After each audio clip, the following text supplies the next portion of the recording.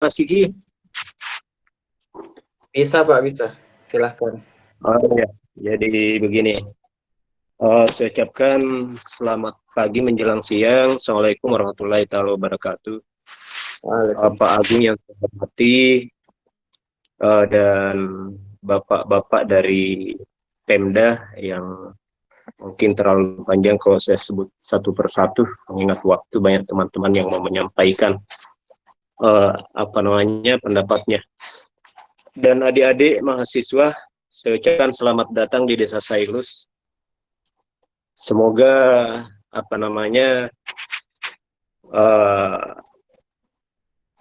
adik-adik dapat memberikan motivasi yang baru lagi untuk Sailus setelah 1 tahun yang lalu.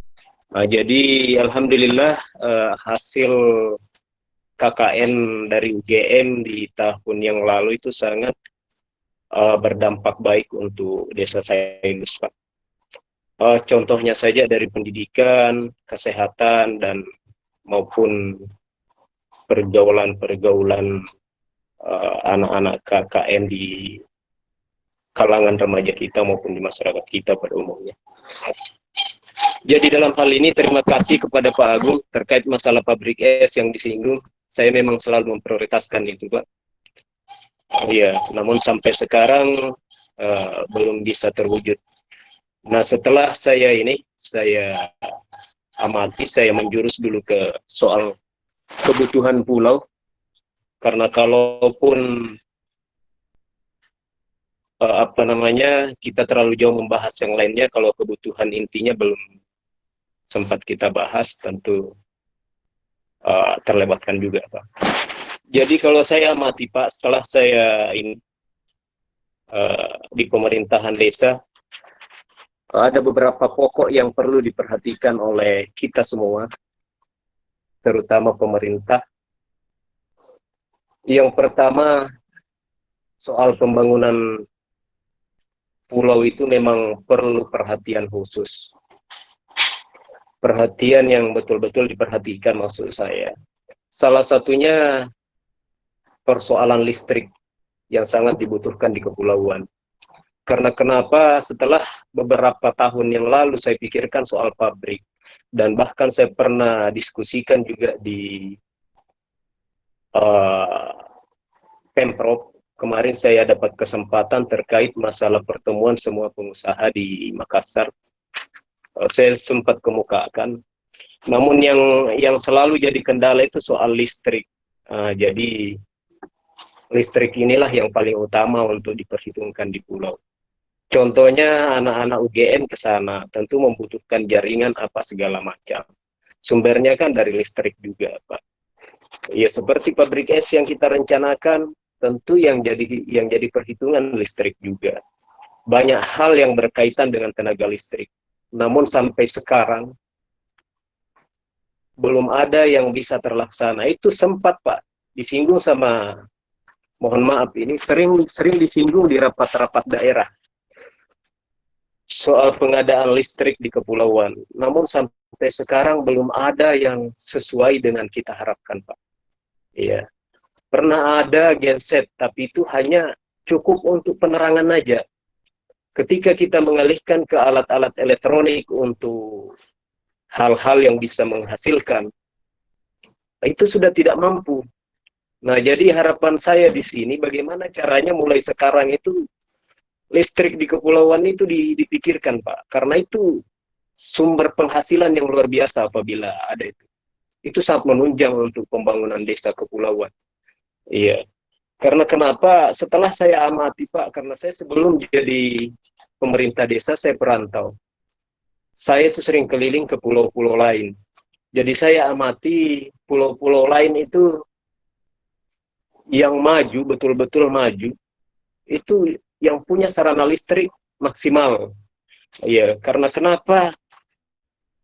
Semua menunjang, Pak. Jaringan seluler butuh listrik, pabrik butuh listrik, semuanya butuh listrik. Jadi, menurut saya kalau listrik tidak maksimal di kepulauan, tidak bakalan terjadi pembangunan yang sesuai kita harapkan. Ya, kalau persoalan air, Persoalan air itu kalau ada listrik, Pak, air asli bisa kita sulap layak untuk dikonsumsi. Tapi ketika tidak ada listrik, semua tidak bisa. Kita hanya tahu kalau bisa seperti itu. Ada proses bisa dilakukan seperti itu. Tetapi keterbatasan kita, ya itu tadi, Pak, persoalan tegangan. Ya, dan yang kedua, transportasi, alhamdulillah.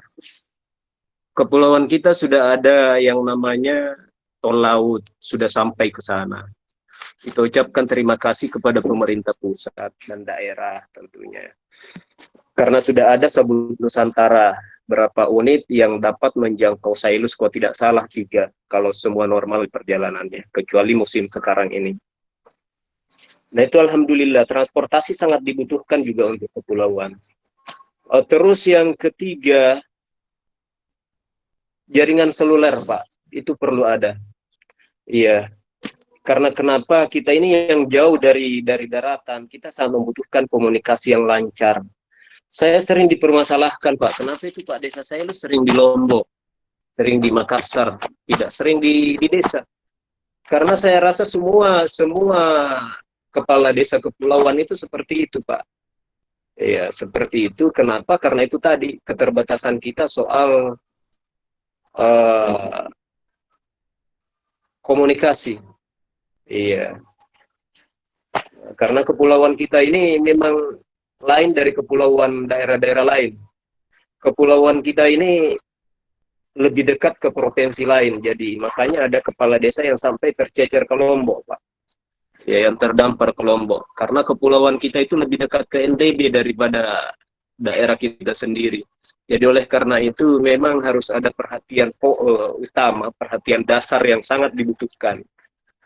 Kebutuhan dasar yang sangat dibutuhkan di kepulauan yang menjadi perhatian kita semua, Pemda, ya, maupun pemerintah pusat. Karena kalau itu bisa terlaksana, Pak, insya Allah kepulauan akan terpenuhi pembangunannya. Ya, seperti yang kemarin ada perencanaan untuk pembangunan rumah sakit di Desa Sailus, saya singgung sedikit. Iya, sampai sekarang itu juga realisasinya belum jelas kapan dilaksanakan.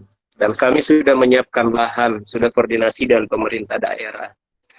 Dan lagi-lagi itu pasti kendalanya juga di listrik nanti. Iya, pasti kita membutuhkan listrik juga. Nah, terus terkait masalah perencanaan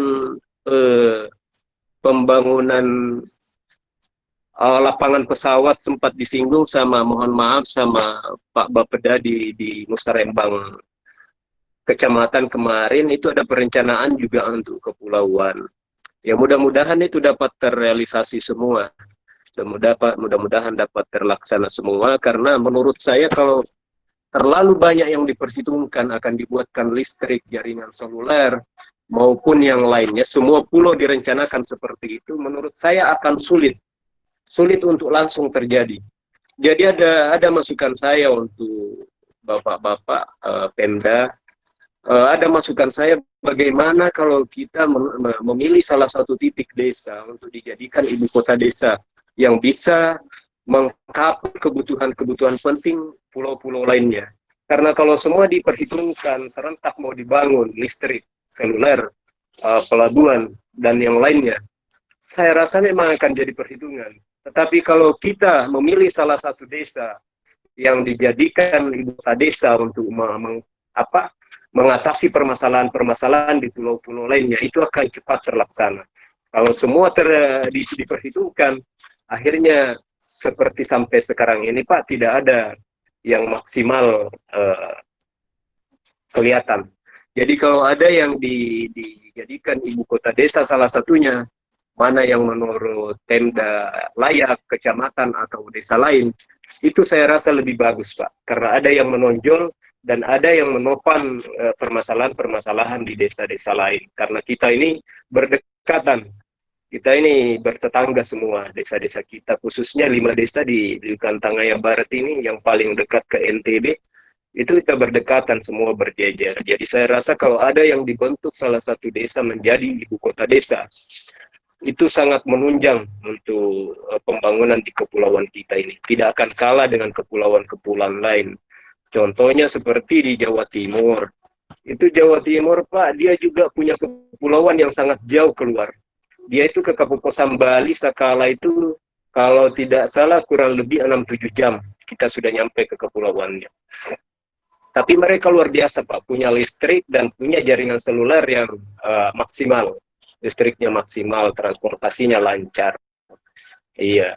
Pabrik esnya hampir semua kepulauan-kepulauan di sana punya pabrik es, swasta maupun pemerintah. Tapi kebanyakan swasta karena listriknya menunjang, Pak. Menunjang. Iya, komunikasinya juga lancar.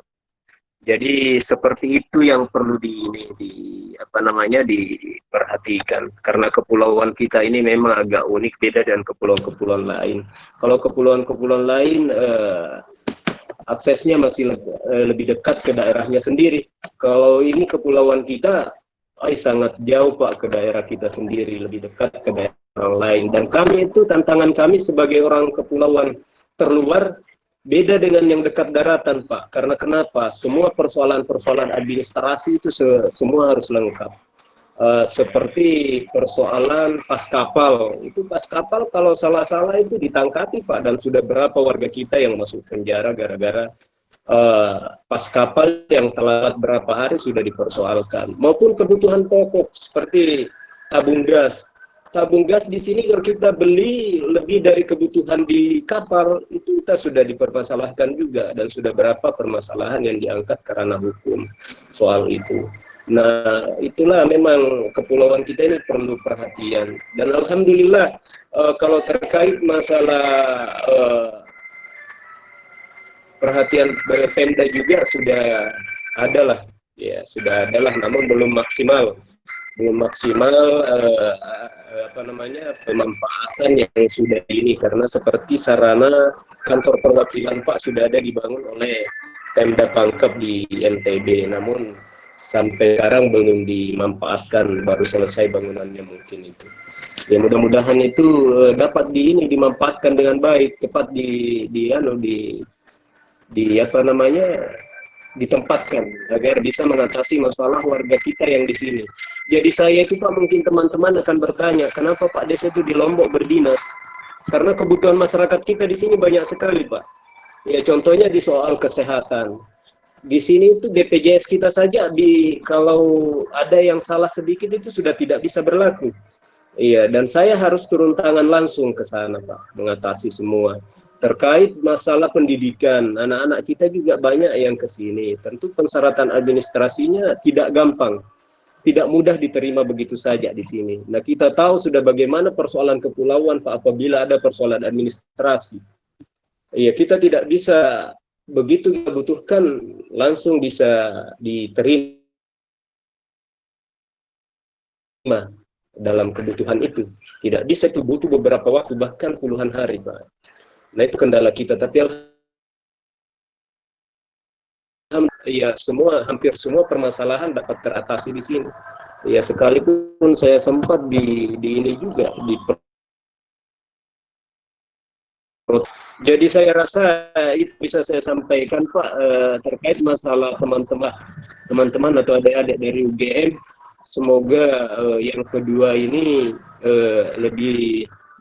lebih dapat memajukan desa Sairus lagi, atau desa-desa